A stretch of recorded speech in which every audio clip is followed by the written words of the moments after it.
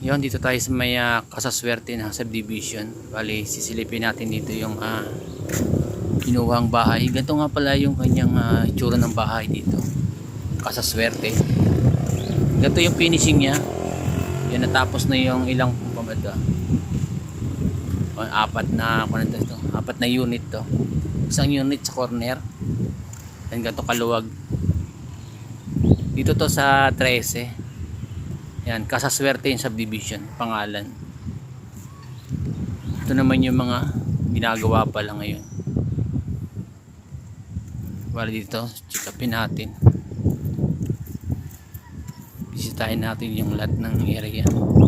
Dati pumunta kami dito, halos wala pa yung mga to. Ngayon, magkakadikit na.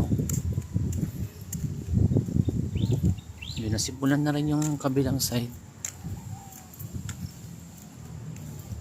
Yun, simulan na rin dito. Ang dami na rin natatapos. Ito, patapos na rin to. Mga ilang buwan na lang siguro to. Pinakamatagalan ito yung siguro mga 3 months pa siguro bago matapos to. 4 months. Dito pa sa banda rito mayroon pang tatayo hanggang doon sa may dulo.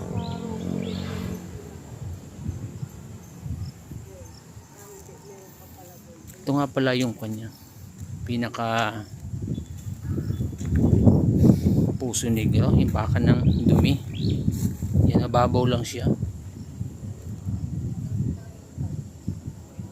Nababaw lang. Dito meron din.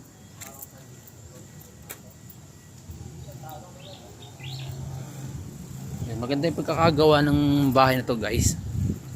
Medyo nga lang, medyo mataas nga lang yung price sa mga 3M, 3 million yung halaga ng bahay na to. Pero sulit naman yung pagkakagawa, ang ganda. Yan o. Mag-inquire lang kayo, guys, sa Kasaswerte kung gusto nyo kumuha ng bahay dito sa 13. Tsaka malapit nga pala to, guys, dito sa Capitol ng Cavite, bagong Capitol. Ayun, malapit lang. Ayun yung bagong tayo na Capitol. Kitang kita dito. Ito yung kasi yung pinakalikod. Okay, labas tayo dito sa gate.